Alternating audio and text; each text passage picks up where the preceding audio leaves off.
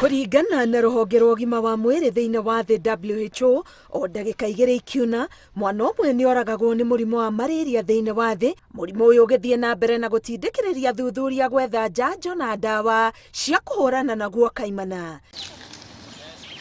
Kwa ihinda rĩa mĩaka ĩrĩ rĩu, njanjo ya malaria yũĩkaine ta RTSS nĩ ĩrĩgeretio kwa ihinda rĩa mĩaka ĩrĩ rĩu mabũrũri-inĩ ma Kenya, Ghana na Malawi.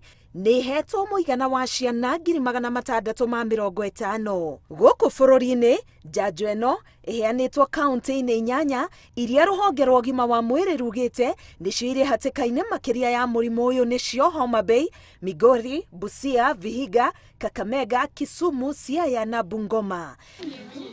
Nginyagia rĩu ciana 190,000 iria cirĩ thĩ wa mĩaka ĩrĩ nĩ cihetwo njanjo ĩno na kwandĩkithia maumĩrĩra mega. Tangu mtoto wangu apate chanjo sijawahi ona shida yoyote, hata malaria hajawahi kuwa nayo. Hata akikuwa mgonjwa kuwa na fever, akifanywa test ya malaria hana malaria. The so-called RTSS was a groundbreaking vaccine. It had by that time gone through what you call phase 3 clinical trials, and it had an efficacy of about 40%, specifically 39%.